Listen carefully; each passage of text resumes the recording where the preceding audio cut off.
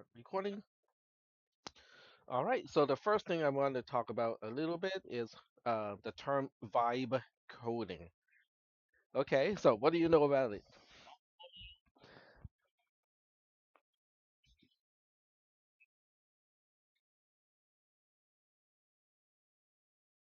Mm-hmm.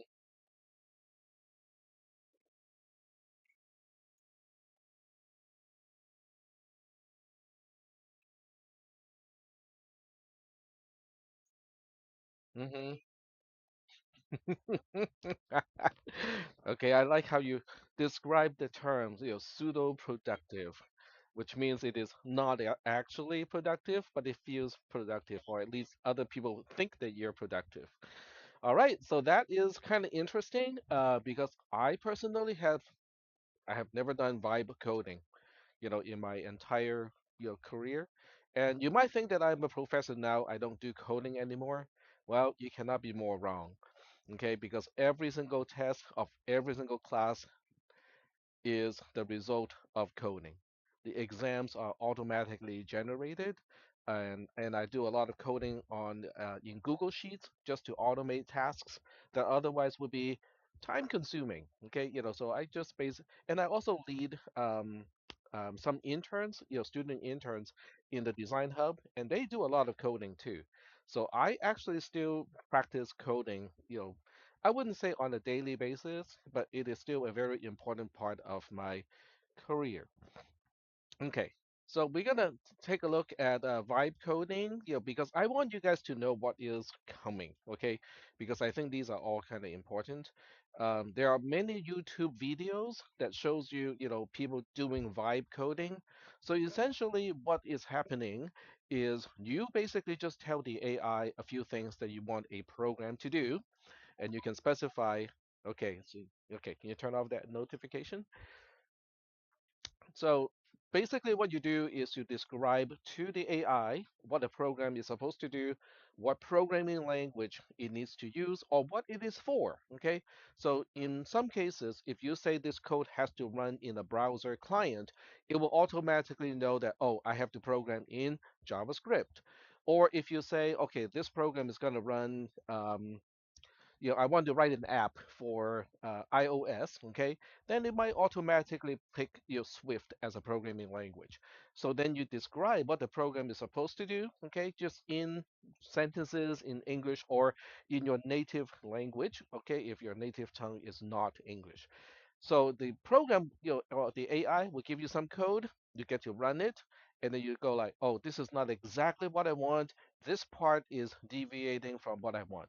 And then you just, get that feedback, to the AI. The AI will tweak the code a little bit, and then you test it again. So basically, you are just describing to the AI, or in general, these are applicable to LLMs, or large language models, until the AI or the LLM seems to get the program right.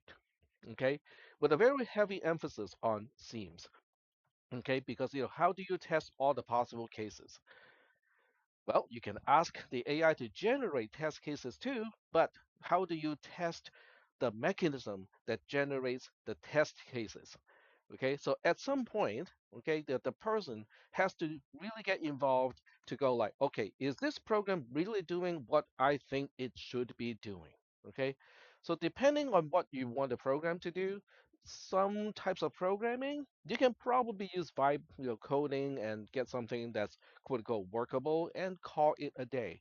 Other types of coding, um, it may not be sufficient. Okay, so one thing that is potentially concerning about people doing vibe coding, especially when they are starting out and not seasoned programmers, to already because seasoned programmer can use vibe coding to kind of get a baseline. Okay, I don't want to set up the basic structure of a program. I want the AI to do this, and then I'll add my own code, to finish the job, right? But for people who are beginning, if they start with vibe coding, they are not going to be able to really understand what a program really is supposed to do, how to debug a program. In many cases, they look at a program, they cannot even convince the AI or the LLM to change the program to do what they want the program to do, because the number one difficulty of programming is not the programming language itself. It is how do you describe the problem that you want to solve. Okay. So I just want to intro this term. You guys can look it up a little bit. Go to YouTube. Okay, find out what people do with vibe coding, because I think there is a certain mm, uh, seductive, element to vibe coding, because people looking at vibe coding go like, oh, I don't have to take classes like this anymore. I can just interact verbally with the AI to come up with the code. But the reality is, you might be able to do some code programming like this. The question is, are you going to be hired? Okay, that really is the question, right? Can will you be hired, and can you keep your job? Okay, so those are the things that I want you guys to kind of at least keep on your mind as you go through the CISP sequence of classes.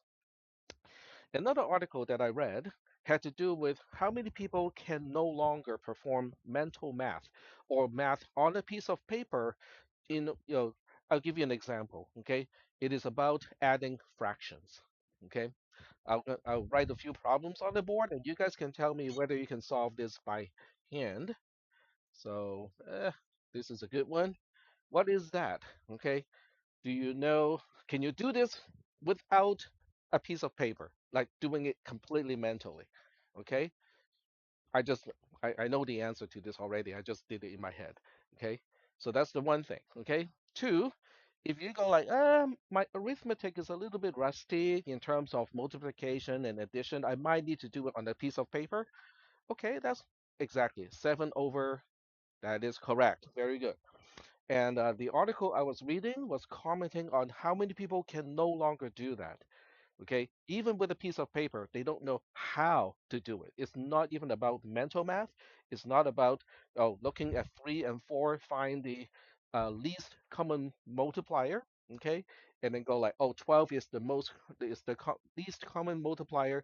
So 1/3 is going to be 4 divided by 12, and then 1/4 is 3 divided by 12.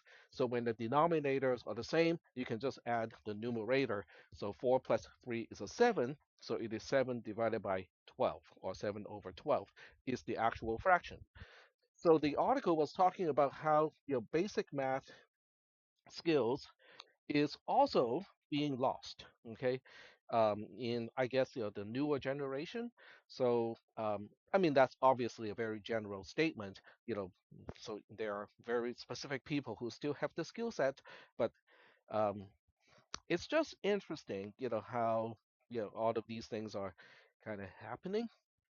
So anyway, I will basically just go back to the regular topic, but I do want to kind of bring these up, because if your math background is a little bit kind of shaky, you look at this math here and go like, I'm not really sure how that works. It's a good idea to reinforce your math background as you proceed in the computer science program. You're going to need that anyway, because you need calculus to get your degree here, and then before you can transfer. So yeah, I don't have to say it, because you kind of have to do it anyway. All right. So the first thing we're going to do today, because I want to give you the recursion 2 homework assignment, which is not due on Wednesday, okay? Because we haven't had enough time to talk about that. In fact, we have not even talked about that. So we'll go back to the binary search algorithm first. So the binary search algorithm, if you remember the way it works, is it keeps track of the beginning index of an array, which is the job of variable b, and it also keeps track of the end index within an array, which is the job of variable e, and in between inclusively, which means, in this case, b being 0 means, the element at index 0 is potentially the thing that we are looking for, which is represented in this case by variable v. So variable v in this case is representing what we are looking for in array A. And then m is the index of the element that we're examining for a particular iteration of the do while loop here. So how many people still has a vague recollection of the binary search algorithm? Okay, I see a few nods. Okay, if so, so that's why I'm bringing this up first because the algorithm in recursion 2 is based on binary search. So that's why, I want to talk about this a little bit, just a little bit of a review, okay? But it really is important that you guys, review the content, by yourselves so that, you're not losing anything that we have talked about in the semester. Or you have it in your notes and you know exactly where to find it. Okay, that is also important because in the exam it is open book and open notes. Okay, but there's nothing much people can do if they are just starting to go like, okay, what should I bring to the exam? Like 1 or 2 days before the exam. Okay, those pieces of paper is supposed to be your own notes that you have been writing, collecting, refining, curating basically throughout the semester. Okay, so if you have not done that yet, it is not too late for the final exam, but you're going to have to catch up with some of the content now. All right, so getting back to the binary search algorithm. So we have picked out the middle element of the entire array to test. So the test comes in the form of comparing the element where m is the index. We compare that element of a against the value that we are searching for, which is variable v. Three things can happen. Okay, a bracket m can be less than the value that we are searching for, can be greater than, or it can equal to. If it is less than, and we assume the array is already sorted in a non-decreasing manner, that means everything to our left-hand side of index m, they will also be smaller than the value that we are searching for. So that means we can move the beginning index b to be m plus 1. Okay, the element at m plus 1 is going to be the first element that can possibly have the value that we are searching for. Is that okay? All right. What if b is less than a bracket m? In other words, what if the element in the array that we're looking at has a value that is already greater than the value that we're searching for? Well, that means everything to the right-hand side, which means a bracket m plus 1, m plus 2, m plus 3, all the way to the end of the array, they're all going to be greater than v because the array is sorted. Okay, so in that scenario, we move the ending index to m minus 1 because that is also the first element from the opposite end that can possibly contain the value that we are searching for. Is that okay? All right. What if it is not meeting the first requirement of the first condition or the second condition? Well, you only get three possible scenarios: less than, greater than, the third one is equal to. So equal to is great because if it equals to, it's time for us to exit the loop. Okay, so there's nothing to do if it is not, if the a bracket m is not less than v and v is not less than a bracket m. There's no else corresponding to the second or the nested conditional statement because there's nothing we need to do. This is how we're going to get out of the loop. And the way we are going to get out of the loop has to do with a bracket m does not equal to v. This condition is going to be false. And as a result, the while loop is going to exit, and then we'll determine whether we found the element or not when we get out of the loop. The magical part of this approach is every time we want to pick m or the index of the element to compare to, the way we choose it is on line, okay, it's hard for me to see which line 4. So on line 4, we have m being basically the midpoint between b and e. Now, why is that kind of cool? Because every single time we are eliminating one half of the remaining items in the array as possible choices that can be the same with SB. So that means if you start with 8 billion integers in the array, in one single comparison, you have just eliminated 4 billion. And then you compare again, you're down to 2 billion. You compare again, you're down to 1 billion, and so on. So you guys may think, but it will still take a lot of comparisons to get down to the point where we can say, oh, the value that you're searching for is not one of the 8 billion entries in the array. Well, can someone guess how long it will take before I can make that conclusion? So imagine this. I have 8 billion entries in a particular array. I'm looking for a specific value that is not in the array. How many comparisons does it take in order for me to be able to confirm that the value that I'm searching for is not in the array? The key is we cut the number of choices by half with each comparison. So the question is, how many times can you divide 8 billion by 2 until it becomes a less than one number? Yes, go ahead. Not quite 8, but it's not a huge number either. It's more than 8. So how do we figure out the answer to that particular question? Okay, so in mathematic form, this is what I'm really asking you. I'm asking you, starting with 8 billion, how many times can I divide it by 2? Okay, in other words, I'm looking for n here until this number is less than 1. This is what I'm asking you. What is n? What is the smallest value of n that meets that requirement? So we are going back to math again. Okay, so how do we solve this particular inequality?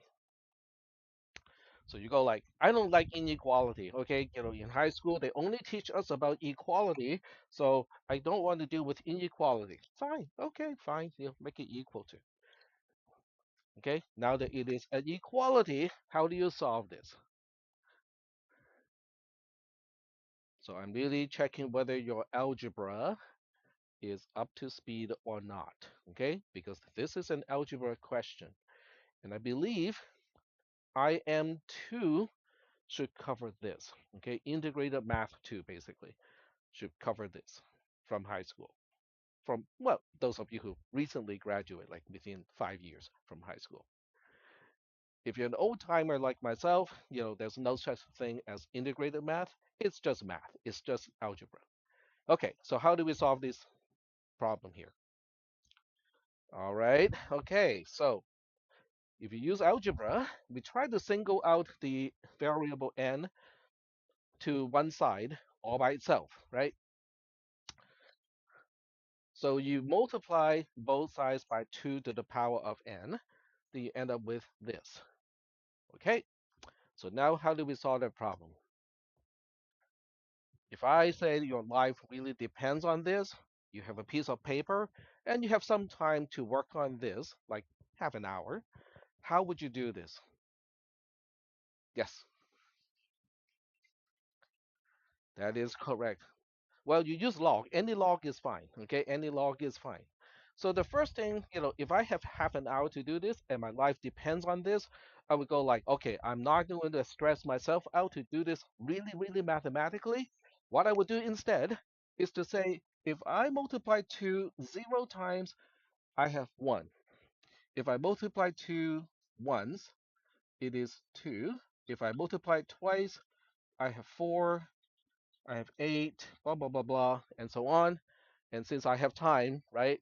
So by the time I get to, sum 2 to the power of blah, blah, blah, and that number, blah, blah, blah, blah, turns out to be greater than 8 billion, then I'm done. Okay? So you can do this iteratively. In other words, you are just doing a trial and error. Does that make sense? So if I cannot remember the math, okay, my life depends on this, this is how I would do it. So on a piece of paper, okay, you can do it now, or you can at least think about how you would do this. And it does involve, quite a bit of calculation. But since I'm looking for just a ballpark number, you don't really have to get me the exact number. So you can just get me the approximation, right? The proper way to solve this problem is to use log, L-O-G log. So basically, you're saying the log of 8 billion which is usually also written as 8e9, which is 8, uh, yeah, 8 times 10 to the power of 9. Okay, that's a scientific notation. Or if you don't prefer this, you can always just say, oh, this is 8 times 10 to the power of 9, which is a little bit easier to write compared to writing 9 zeros. So you say this is the same as a log of 2 to the power of n, okay? Because if you perform log on one side, you have to perform log on the other side too. Okay, your calculator has usually two log buttons. Okay, one is log 10 and the other one is natural log. Doesn't matter which one you choose, they will both work. So you look at this and go like, okay, my calculator gives me a particular number on this side. What about this side here? How do I single out the n? So this, yeah, go ahead. It becomes this, right? And then the other side stays exactly the same. So now I can just do a division. Okay, so n is log 8 times 10 to the power of 9 divided by the log of 2. And there we go. Okay, so what is this n? Okay, we'll do a quick calculation here. So we are looking at the log of 8e9 divided by the log of 2. Google can actually do the math here. It is 32 point blah blah blah. Okay, so that means in 33 comparison, because this n here on the projector is matching 8 billion directly. Okay, 8 to the power of 32.897352854 blah blah blah is exactly 8 billion. But what I really want is an inequality. In other words, I want this to be a less than instead of an equal to. So that means I need to, and n needs to be an integer because I cannot compare a fractional time. I cannot compare half a time or two-thirds of a time. I can only compare once, twice, three times, and so on. So I'm really looking at the first integer that is greater than or equal to 32.89 blah blah blah. So that will make it 33. So that means in 33 comparisons, I can single out and say, oh, the value that you want me to look for is not in an array that actually has 8 billion entries. Yes,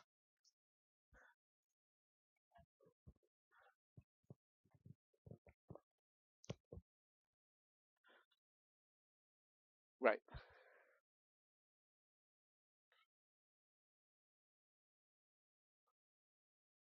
No, it'll be less than. You want to bet?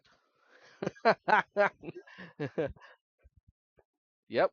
All right. So 2 to the power 33 is 4 billion something. It falls quite short of 8 billion. So we say 2 to the power of 32. Oh, I thought you said 32. Because I already said, you round the number up 32.89 something, you round it up to the next integer, which is 33. So maybe I misunderstood what you said. Yeah, which is what I want because I need 2 to the power something to be greater than 8 billion. So 8 to the power 33 n equals to 33 is the solution that I'm looking for. Because that was the original question is, what is the smallest value of n that makes this inequality true? So that n turns out to be 33. Hmm?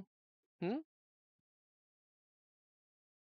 So 2 to the power, it would be whatever number you saw earlier times 2, then yes, it is going to be 8.5 billion something.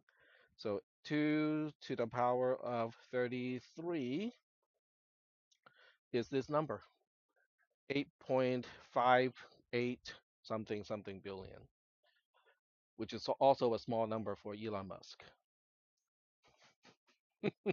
in terms of how much he's worth. Of course, a lot of that money is not actual cash. So, how much cash he actually has is anybody's guess. We have no idea. All right. So are we good so far with this kind of calculation? So this is what we are looking at in terms of the kind of math that you really need to master before you kind of become a successful software developer, because this gives you a sense of order of magnitude. Okay, understanding that is important. Are we good so far?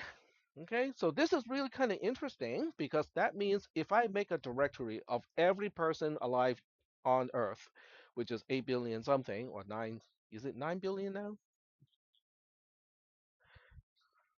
The- Okay, what is the population right now? Okay, so what is the current population of the world? It's 8.062 billion. So that means if I make a directory with every single person in that directory, and I'm looking for a particular person that has deceased, it will only take 33 comparisons to confirm that that person is no longer in the directory. And you guys do not seem to be amazed.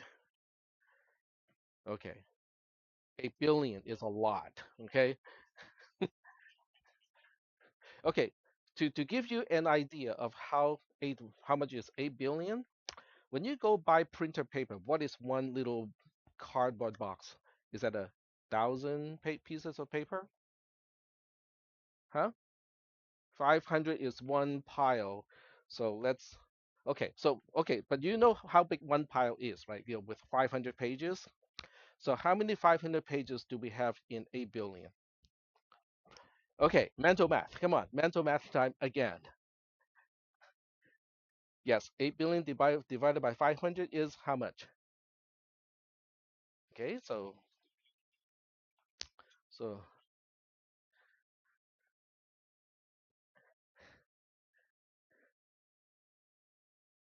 So you need 1 million something. You need 1.6 million.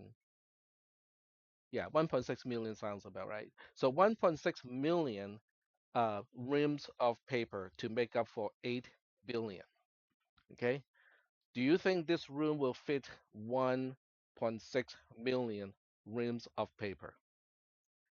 Even if the room can do it, I don't think the building can support it.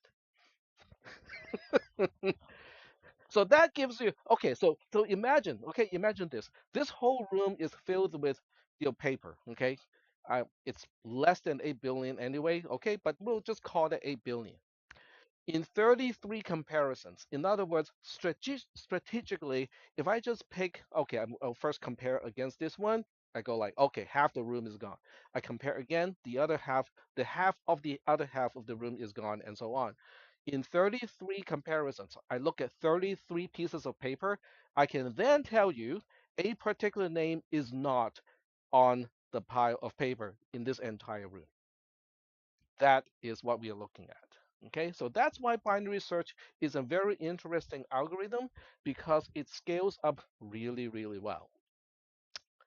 So that's okay. So once again, it's a sense of math, okay? Because a lot of people really do not have a sense of magnitude, like a million, a billion, it's just a lot, okay? But in reality, a billion is 1,000 million, okay? And that's a really big change of order of magnitude. All right, so getting back to the algorithm, okay? So you can see this algorithm is either adjusting P, a B or E, and when it's done, either B is no longer less than or equal to E, which means B is greater than E, which basically means, oh, there's not a single element in array A that can potentially have the value of V, or this is false, which means I have just found, the element M that has a value that equals to V. Okay. So what we are doing today is to turn it into a recursive algorithm as a function. Okay. So half of that program is what's already written. So if you go to recursion 2 in the shared folder, which is also in the homework assignment, you can see the homework assignment now. So what I'm doing is I'm now going to complete recursion 2, which I think is recursive in binary search. I think it's this one. So give it a moment to catch up. Okay, I'm just going to hit the key here. Okay, so I am turning this into an algorithm with a few parameters. So the way where we find parameters in C code or in a C function is right after the name of the function inside the parentheses. That is where you find the parameters. In this case, we have four parameters. V is an array of integers. This is actually just open and close bracket. So if I want to be clear, I can put a space in between. So now it is really clear that V square bracket is an integer. Okay, it is an integer where every element is an array. Sorry, I take it back. I misspoke. V is an array of integers. Okay, every element of V is an integer. B is just an integer. B is just an integer. K is also just an integer. Okay, so that's how we read the parameters of a C function. M, on the other hand, is not a parameter. M is what we call a local variable. It exists only after the function is called, and it does not start with a particular known value either. The algorithm starts with the question of, do we have anything to do? Because if B is greater than E, then we have nothing to do.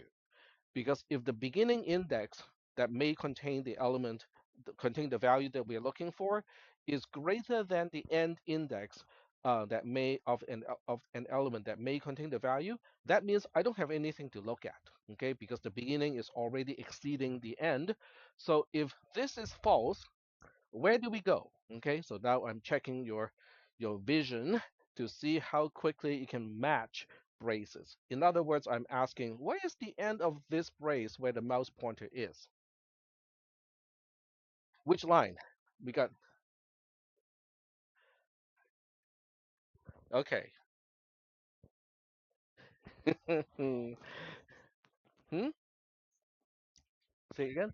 Line 7? No, because line 7 corresponds to this brace ends here. So where is the end of that brace? Where's the matching end of that brace? It'll be line 12, okay? If you just look at the close brace, okay, this open brace is matched by this close brace, okay? All right. So when you're programming, especially in C, C++, JavaScript, or anything that resembles C, you really want to have a good editor that can help you match braces, parentheses, brackets, and so on.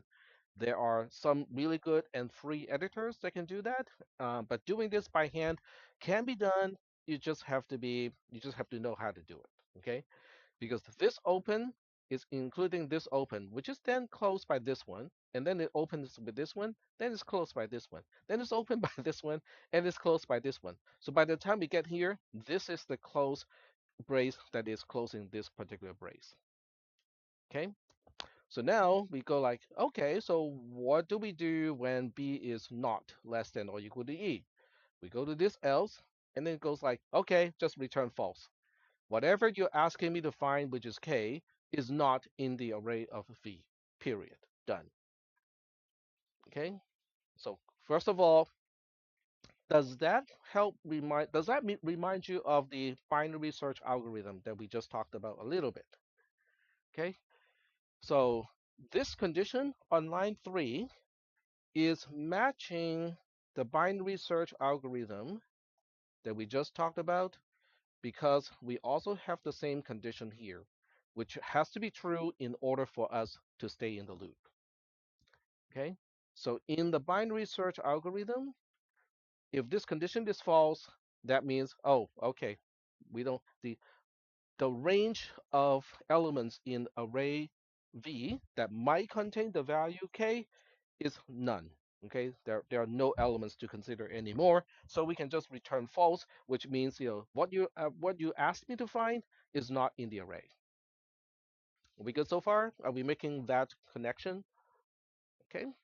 So what about the other condition? So the other condition is a little bit more difficult to spot because the other condition to stay in the loop here is to say, oh, as long as a bracket m does not equal to v, we still got stuff to do because we haven't found it yet. This says there are still elements in the array that we haven't examined yet. This, on the other hand, says we have not found the value yet.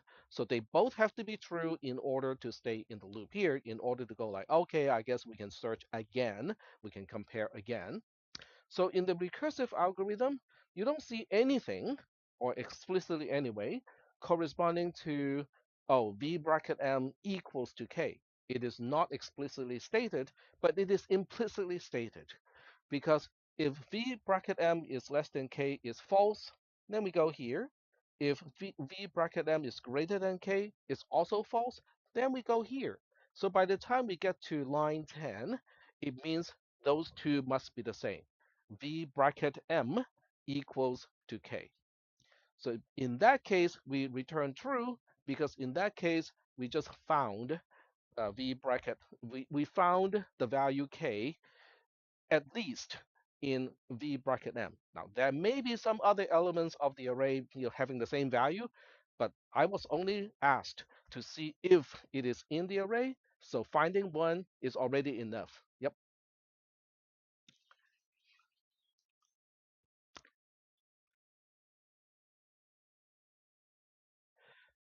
correct. So k represents the value that you are searching for. B is representing the start index in array V that might contain that value. And then E is representing the end index of the elements in array V that might contain the value that you're searching for. All right. So the mysterious part is in question mark because I want to go over this with you. Okay. So the question now is, but what if v bracket m is less than k, which means, shucks, we haven't found the value that we were searching for. But then what do we do? Hmm? Well, yeah, but we already know I want a return statement here. So that means if can I call this binary search algorithm again? Give it the same array, okay, v. And the question is, where do I start, where do I end? And I already know that I'm searching for the same value. So now these question marks have nothing to do with the return value thing. This is just me, marking some spots that we have to work out. So assuming the array is sorted in a non-decreasing fashion, so that means, hey, if v bracket m is already less than k, then v bracket m minus 1 is also guaranteed to be less than k, and so on. So everything to the left-hand side of index m can be removed. So now the question is, where is a good starting point if I were to have somebody else to look for that? What is a good new beginning, a new B, so to speak? In other words, I'm really asking you, what should go here? Okay, so let's go back to the original binary search algorithm and see what we did over there. So what we did over here is if a bracket m is less than v, which is the same scenario, just using different names for the variables, we say, hey, the start index is going to be m plus 1. That would be it would be the index of the first element in the array that may still contain the value that we are searching for. So that means we need to do something like that by replacing this question mark with m plus 1. Okay, and then we can say, okay, what about the end? What about the last index, the index of the last element in the array that may still contain the value that we are searching for? Well, we really do not have any information one way or the other that we should change that. So we'll just keep it as E. Whatever the end index is for me is going to be the same end index for the recursive call. So now would be a good time to give you like an analogy, okay? So let's just say that the first row of students are representing invocations of the binary search algorithm as a function. Okay, so the first person, unfortunately, is going to get the full stack of paper. Okay, representing the array. So let's just say that I give you, okay, since there are 5 people, I give you 31 pieces of paper. Okay, and they're sorted in a non-decreasing way. Okay, so I give you a stack of paper and I ask you to find, okay, can you confirm whether a number is in it or not? Okay, so the start index is going to be 0, the end index is going to be 30. Okay, so you're going to go like, okay, I will go to the middle, which is the item at index 15 because it is 0 plus 30 divided by 2. You take that piece of paper out and go like, darn it, it is less than the value that I'm searching for. So now you can go like, okay, I still have to search the other half of the array, but then you go like, but I don't want to do this anymore. How about you do it? So now you give the problem to him, okay, to Junior, and then Junior gonna go like, okay, so where should I start? You get the same 31 pieces of paper, but the starting point is not going to be the first piece anymore because you have already done your comparison. You already know that from index 0 all the way up to index 15, 1, 5, cannot be the value that we are searching for. So where can you start? Okay, so what is the first integer that is greater than 15? 16. Okay, so when you gave, what's your name? Ali? So when you gave Junior the problem, you go like, oh, you don't have to start from the beginning. I already did some work. How about you start from 16? Okay, so you still have to go from 16 to 30, right? You go like, okay, I'll pick the middle one to compare. So 1, 6, 16 plus 30 is 46 divided by 2 is 23, right? So you pick out the one that is at index 23, and darn it, it is greater than the value that you need to search. Okay, so now you cannot change the beginning, but you can change the end because every piece of paper that is after index 33, 23 is also going to be greater than or equal to the one that is on page 23. So we can eliminate that half. Okay, so you go like, so I still have to search from 16 to 22, right? That range is still uncompared. The number that I'm searching for can still be within that range. So you go like, but I don't want to do this anymore. So you give it to the next person. What's your name? Marlo. So you're gonna give that problem to Marlo. But by the time you give it to Marlo, Marlo doesn't have to start from 0. You can now start from 31. No, uh, no, 16. 16 to 22. Yep. But you can see how the problem is getting smaller and smaller, and that is how recursion works. Okay. So except, yeah, that's how recursion works. Is because every instance or every invocation of binary search that you call binary search is a person in this example. So when you have done one part, okay, then you go like, I don't want to do this entire problem, okay, I'll give it to somebody else, okay, in quotes. That so-called somebody else is the next invocation. So you pass this along, okay, and to the last person, okay, because 2 to the power of 5 is what? 32, and 32 exceeds the number of pages that I have given you guys. So that means by the time it gets to you, what's your name? To 0, okay? Okay, probably I butchered your name, sorry. Okay, so by the time it gets to you, you have one piece of paper and it's not what we are searching for. So now you answer to the person who asked you that question. You go like, nope, it's not in the pile. And then you in return goes like, nope, it's not in the pile. Go back to you. You go like, okay, it's not in the pile. Goes back to you, and then you go like, not in the pile, and then it goes all the way back to you. It's not in the pile. And then when you reply to me, which is in main, I go like, okay, I guess the value that I'm searching for is not in the entire pile of 31 pieces of paper. Is that okay? Yep.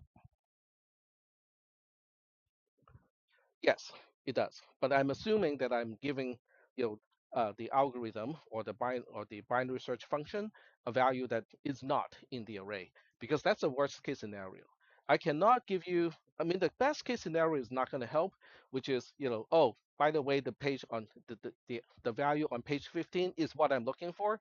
Then you don't need to go through this whole exercise, you know, of going forward and then going backward again. All right. So that's kind of the idea of how we perform a recursive algorithm. So by the time we get here, it means v bracket m is greater than k. So that means I can eliminate everything to the left hand side, excuse me, to the right hand side this time, which means v bracket m plus one, v bracket m plus two, they cannot possibly contain the value that I'm searching for. So this time when I perform the binary search, I still have to pass the array. In other words, I'm still passing the whole pile of paper around. And we'll talk about that a little bit of how to pass an array as a parameter. Um, the beginning is cannot change in this case because the I can only change the end because of the result of the comparison. So the end is going to be whatever m is minus one. Okay, because the element at index m is already too large, so that means everything, and also everything to the right hand side, which is indexes m plus one, m plus two, and so on. They're all not going to work. So the new ending is going to be m minus one, and the value that we're searching for is not going to change. That it remains as k. So now we have the entire algorithm for you to do your homework on. Are we doing okay so far with this? Yes.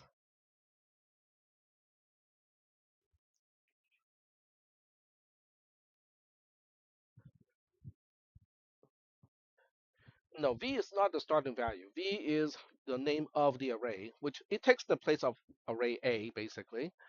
Um, B is, I'm passing m plus 1 to B in this case, because the beginning can move because of the result of the comparison. The ending cannot change because the comparison only says everything to the left hand side can not match the value that we are searching for, which is k, but I cannot tell anything about the right hand side of the range. So that's why it's not changing. And then the value that we are searching for is not changing either. I'm still looking for the same value in the array.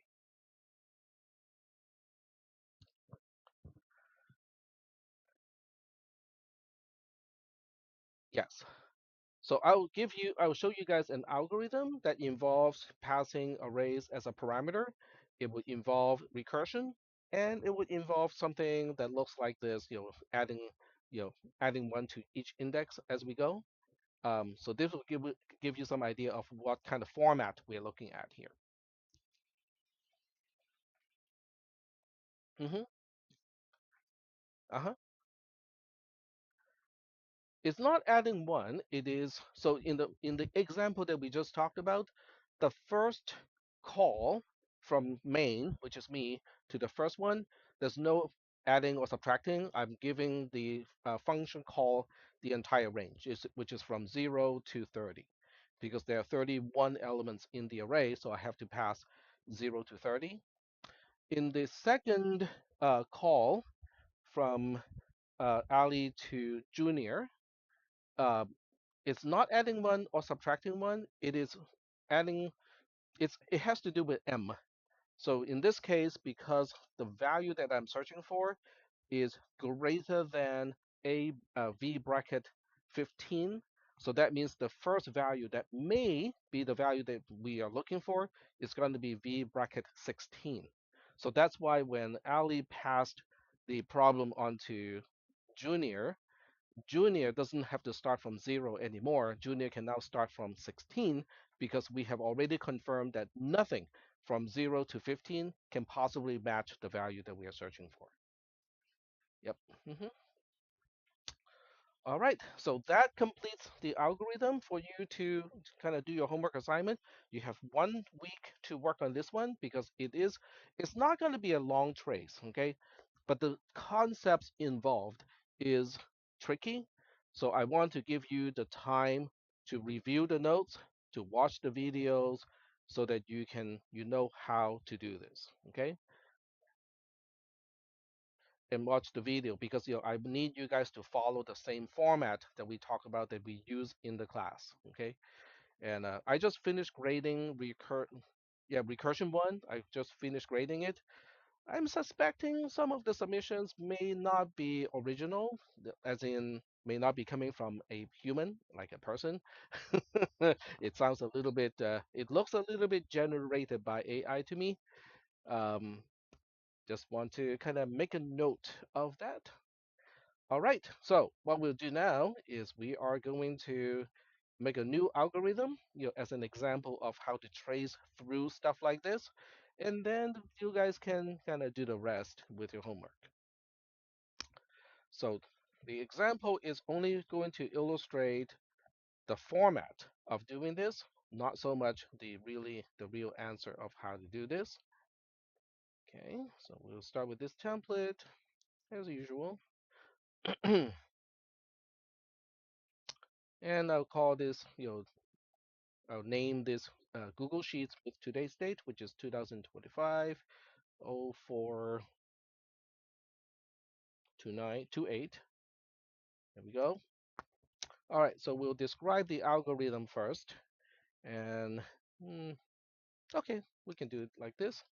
So the first argument or the first parameter is going to call v again, okay, and it is an array. The second one is called I, okay, and then the last one is called n. So n is representing the total number of elements in the array. So n minus 1 is the index of the last element in the array because we count from 0. All right, so this is the function. And what it is going to do is it's going to return v. Oh, okay. Uh, I'm not. I won't. I don't want to introduce the ternary operator in this class, so I'm going to use if then else. So I say if I is less than n, I is still a valid index. In that case, it's going to return v bracket I plus f of v I plus 1 n. Otherwise, oh, close, open again. Otherwise, it returns a 0, which means, oh, okay, the array or what I was given with is quote unquote empty. It, it's already at the end of the entire array. So this is function f, and here's main. Main has one local variable x. X is just going to store f of array, okay, array A, because I have to, oh, okay, let me do this here. A is an array of just 3 items, and then we go like A bracket 0 is initialized to 8, A bracket 1 is initialized to 4, and then A bracket 2 is initialized to 7. And then we say x equals to f of A. Um, index I is 0 to begin with, and then n is going to be 3 because there are 3 elements in the array. Return 0 in main. So this is the algorithm. This will compile, by the way, okay? So for those of you who want to actually see the code in action, this will compile, but the compile program, when you run it, it's not going to show you how the trace is supposed to look like. So I would not think that that's going to be super productive. So instead of doing that, we'll do it by hand. Okay, so let me maximize this so I can see the bar down here. And this is going to be our trace, and we'll do the usual thing, which is taking a snapshot of the algorithm so that we can keep an eye on the algorithm itself when we are performing the trace. Like so, stash it on this side, and then we move on to sheet 2 for the actual trace. We got comments, line number. The precondition has nothing to say because we have no global variables anymore. So now, on the next line, we have, this is going to be line 8, or if you want the range, line 8 all the way to line 10 is going to do all of this stuff here. We have local variable x. We also have local variable A, but since local variable A is an array of 3 elements, we're going to have these items here. And when we first allocate space for these local variables, they are unknown. Okay, even though they do have some values, we don't know what those values are. So they all basically start with some unknown here. And then when we move on to line 11, okay, we just kind of put a value into each element of array A, like so. So anytime you have a question, do not hesitate to ask. So are we all good up to line 13? Okay. So line 14 is it's a function call with something that has a return value. So I hope by this time you already know what to do. For every parameter that is in function f, we have to allocate a column, okay? And we also have to indicate the value of those particular parameters. And then plus we have a return column so that we know where to return to and what else do we have to do when we return to it. First thing first, parameters, okay? So function f has parameter v, has parameter I, also has parameter n, and then we are going to use this one for keeping track of the return information. Parameter v, now this is where things are kind of interesting because even though parameter v here does not have an ampersand, the only way to pass an array as an argument is by reference. Okay, in C and C++, there is no way to pass an array by value. Okay, that is a part of the language specification, so it does not need an ampersand. But since we're passing by reference, we go like, okay, so it is a reference to what? So as it turns out, you can only reference the first column of the array. Can someone tell me which column I should have it to refer to? The first column of the array that is being used as the argument. And which one, where is it? Which column? Which, yep. No, no, columns are letters. Column D is correct, okay? So this is the most important part. When you pass an array as a parameter, as an argument, you can only tell the function that is being called, where you can find the first column of the array. Okay, it does not pass along. Oh, it is column D to column F. Nope, it only knows where it starts. It does not know where it ends. I know it doesn't sound very reasonable, but that is how C works. So you have to kind of learn it like it is. Parameter I has a value of 0, okay, because this is a 0 here. So we pass a 0 to parameter I, and it's just 3. So these two obviously do not need a lot of space. We'll just kind of shrink them a little bit. And then the return column needs to tell us where we need to return to and what else we need to do by the time we return to it. So we need to return to line 14. And line 14 still has the assignment to do, but whatever is on the right-hand side of the assignment is the function call itself. It is replaced by a single question mark so that we have a place to specify the return value. Yes, go ahead. hmm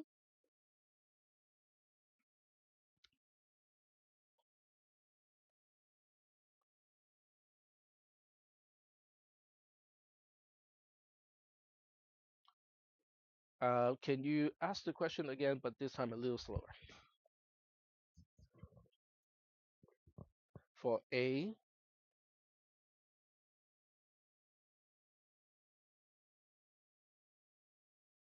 no, no, no, no. I just said no. And it is not because of me telling you no, it is because the language does not support that. The only way to pass an array as an argument is to tell the callee, the function that you're calling, where the where it can find the first column corresponding to the array. So in this case, the line 14 says, okay, we want to pass A as the argument to V as a parameter. and V is an array. So we are passing the array. But since we can only pass the a reference to the first column of the array, so now we ask, okay, where does array A start? Array A starts on column D, and that's why parameter V is a reference to column D. So that is the rule of how to pass arrays in C and C++. Hmm? I'm not sure what you're asking.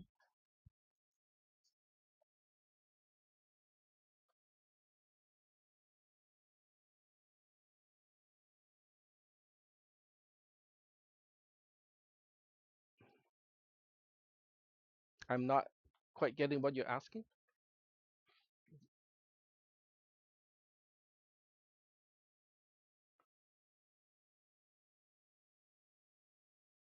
Whatever column marks the beginning, okay, let me finish. Whatever column marks the beginning of the array that you're passing, the parameter needs to be a reference to that column. Yep. All right. So now we get into the function.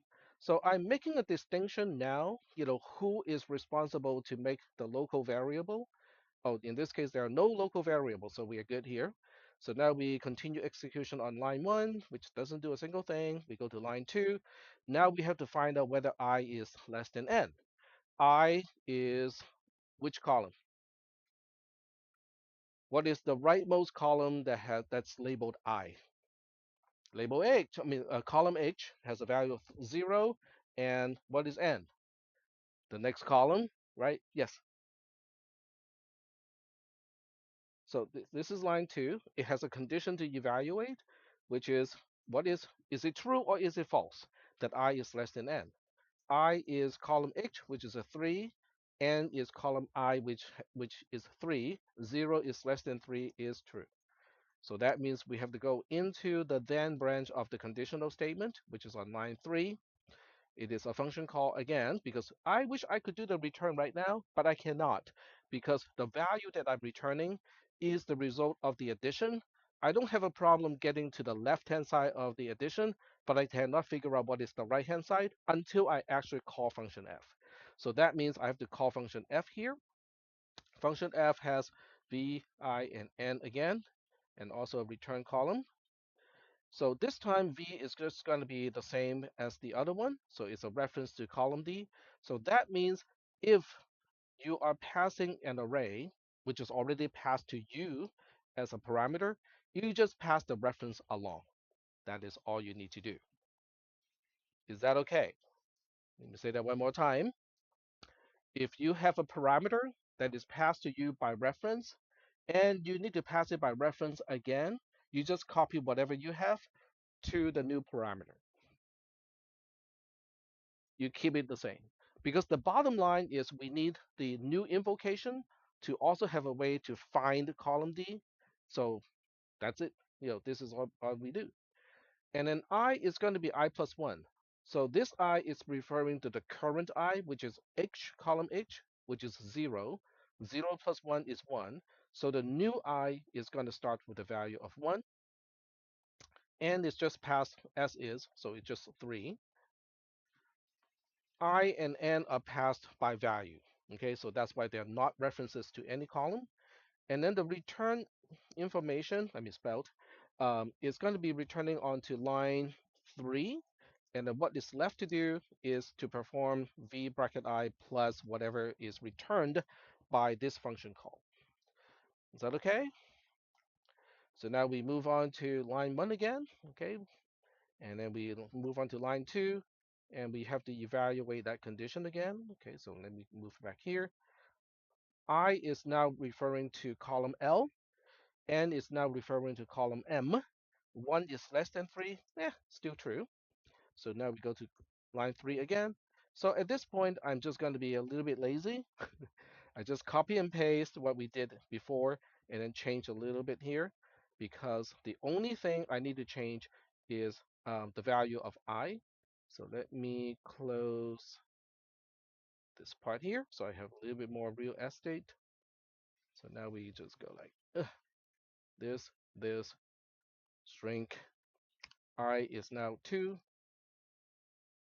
and then execution will continue on line 1 again. Go to line 2. I is less than n is I is now referring to column P. N is referring to column N. N is referring to column Q. 2 is less than 3 is true. We go to line 3 again. So now we do another copy and paste. Okay. So in your homework assignment, when you do your homework assignment, since we're doing this on a spreadsheet, you can also just use copy and paste, okay, which is fine with me. All right, so we now need to move this out of the way, maybe over there. We continue execution on line 1, and then, oh, I forgot to do one thing because I is now 3. So every time I call f again, the value of I increments by 1, okay? But in binary search, it's not going to be incrementing or decrementing because it depends on either it's m plus 1 or m minus 1. So we go to line 2. I is less than n is I is referring to column T, n is referring to column U because it's the rightmost column with the name. So now this is false. If it is false, we go to line 5. Line 5 executes right away because line 5, the return statement does not need to call function f again. It specifies exactly what value we should be returning, which is a value of 0. So when we return a 0, we copy and paste the rightmost return column. Okay, I just prefer to copy and paste a few times. So this is the first time. We change the question mark to the value that we are returning. And what is that? 0. So that means we are now done with this. And then we proceed to copy the entire cell to skipping one cell onto the line number column, like so. So now we can make the line column a little bit, line number column a little bit wider. And then we have no use of these 3 columns anymore. So we deallocate those over here, which is marked by a strikeout, like that. And now we continue execution. So do we have any questions at this point? Yeah, I want to show the algorithm again, and we'll just move it back to here. All right, so questions? Yes. Huh? Line 5? What we did on line 5? So the column B, which is the line number column, tells us what statement we are executing. When we execute line 5, huh? That's it. Okay. Question. Oh, I thought,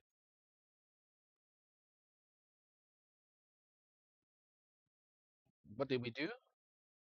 We, to quote the brain, we do everything that we always do every night, try to take over the world. Okay. So it's, we do the same thing that we do when we return a value. What are those things? Copy and paste the cell corresponding to the return column. And then what do we do? Okay, well, no. Okay, what did I do? Okay, after we copy and paste, what did I do? We replace the question mark with the value that we are returning on the statement that we're executing. We're executing line 5, which returns a value of 0. So that's why the question mark got replaced by the value that we are returning. Okay, and then we proceed to copy this entire cell, which is V24. Okay, V24 is copied all the way to here in column B, because column B will tell us what we are executing. Where is the point of execution? So this tells us that by the time we get back to line 3, this is what we need to do. Okay, then the last thing we do is to proceed to deallocate the columns.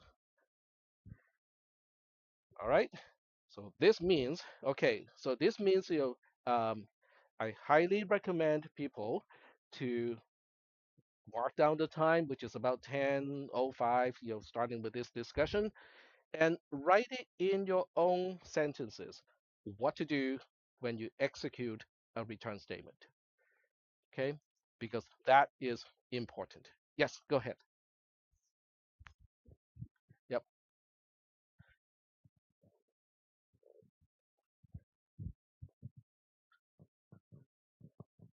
Uh-huh. The first line doesn't really do anything other than to tell me what columns we have to allocate and how to do that. hmm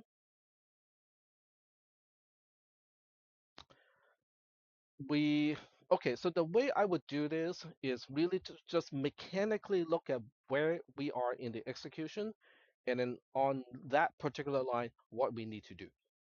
So even though the overall picture of what this is actually doing is kind of important, I would still just look at it from the very mechanical aspect of this is the statement I'm executing.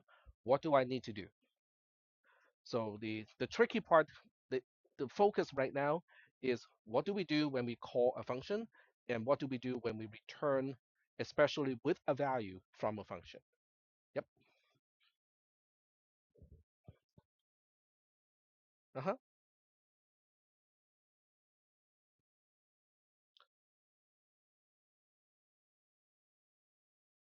I'm not sure what you're referring to. V is a parameter. So V itself is not an array. V itself is a parameter which we have yet to use yet. Okay, so when we get back, when we continue on line 3, then we have to use V, and then I'll tell you guys what to do when we refer to V as a parameter. Is that okay? All right, cool. All right. So any other questions at this point? So right now we have yet to use parameter v. All we had to do was to keep track of parameter I and parameter n to get to this point. Okay. So now that execution is continuing on to line 3, and these columns are deallocated, so I can just hide them, right? So now we are back to line 3. This is what line 3 is trying to say. I want to return a value. What value do you want to return? I want to return the value of v bracket I plus 0. Okay, we all know that adding 0 doesn't do anything. So, the focus is what v of I are we talking about? So we have to look up v. The rightmost column that has v in it is column O at this point, which is a reference to column D. So column D is right here. We don't know yet which column we need to refer to because we also have to take a look at I because I is the index. Inside the square bracket, we specify the index, which means, oh, okay, we treat V as the beginning of an array, and we need to find out where we can find element I of that array. Is that okay? So this time, because I has a value of 2, because it's column P, so now we have to say, okay, where do I find V bracket 2? So V itself is really just a reference. So when we look at the trace, we see that V is just a reference to column D to tell us where the array begins. So now we look at this and go like, okay, the entire array starts with column D, but we want element 2. So where do I find element 2? Which column? Column F. That's right. It has a value of 7. Okay. So that means by this time we say, oh, okay, so the return statement, when we execute the return statement here, is specifying a return value of 7. That is correct. So now what do we do? Well, we have to do some scrolling around because I don't have a screen that's large enough. So we copy and paste the rightmost return statement, and then we just kind of paste it right here. It looks exactly the same as the statement that we're executing, but don't let that confuse you. Okay? What steps we're taking here stays the same. Look at a question mark and then replace it. Replace it with what again? 7. That is very good. Okay? That is very good. We replace that with a 7, and that's it.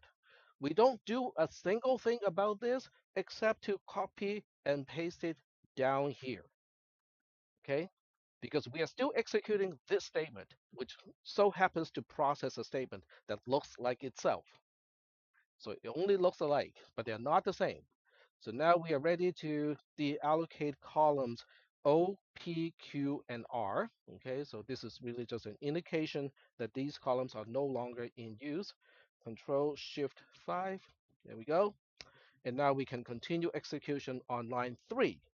So line 3 is now looking like this. Okay, we already know what we are adding to V bracket I, which is 7. So this time I go like, okay, what V and what I are we talking about? Well, they cannot be column O, P, Q, or R because those are deallocated.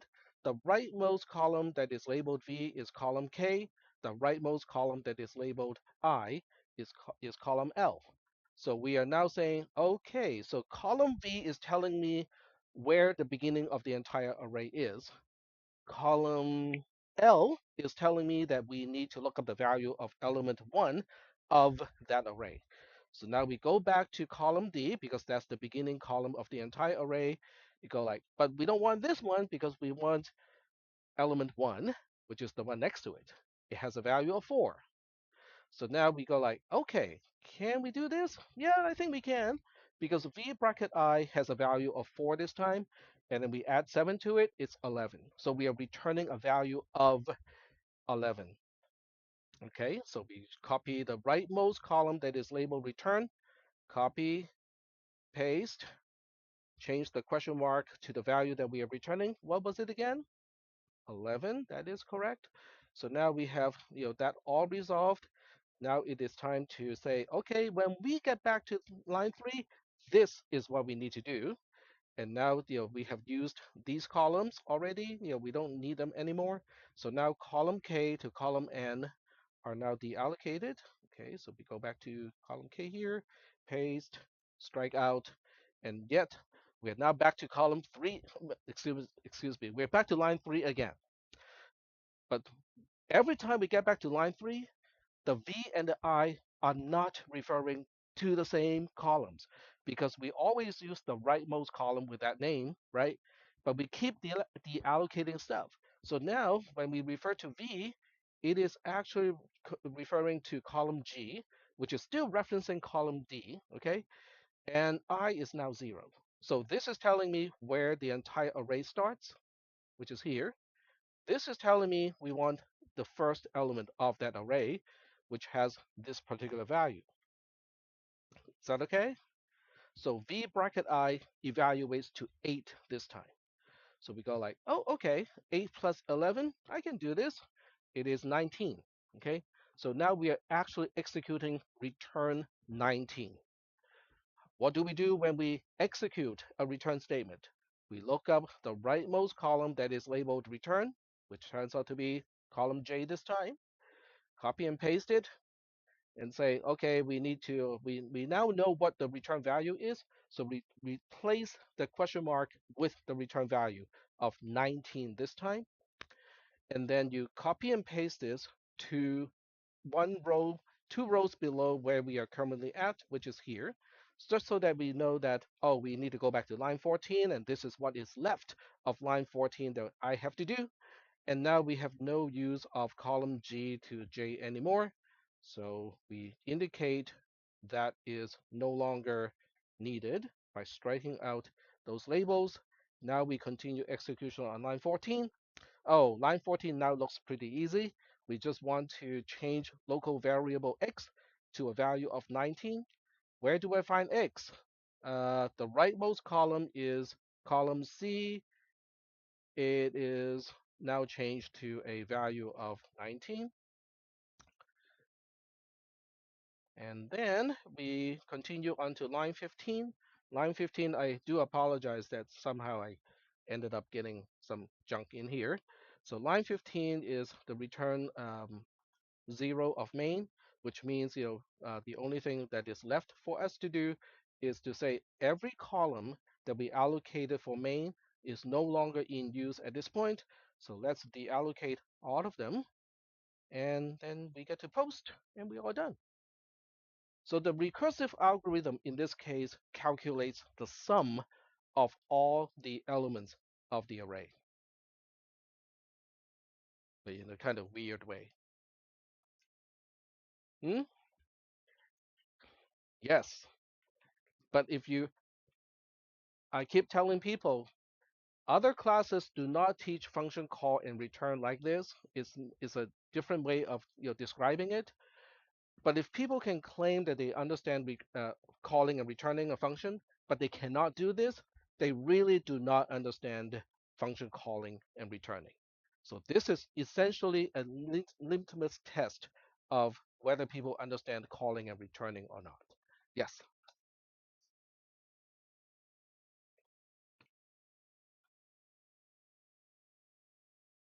that 19 is basically 8 plus 4 plus 7. Because what the function does is really saying, oh, I am responsible to add up everything from index I all the way to the end of the array. So when I is greater than or equal to n, that means I don't have anything to add, okay? Because I is no longer a valid index into the array. Then I go like, I don't have anything to do. Then I just return a sum, quote unquote, sum of 0 because I don't have any element to process. On the other hand, if I do have any element to process, because when I is less than n, I have a valid index, then I go like, I don't want to be lazy. Okay. I'm just gonna add whatever element that I was asked to process, and then somebody else, okay, quote unquote somebody else, is gonna add up the sum of the rest of the array. That somebody else turns out to be the same function, just a different invocation. Much like the example that we used earlier with Ali, Junior, and so on, this is kind of the same deal, except it's a little bit simpler, easier to follow.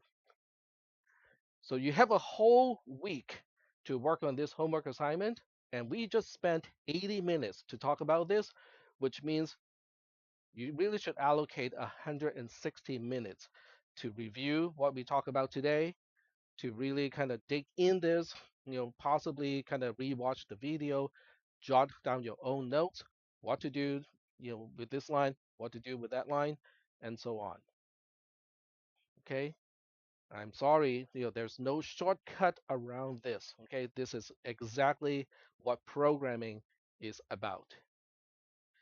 If you're having a really good time, then programming or computer science is for you. Really, really for you. All right.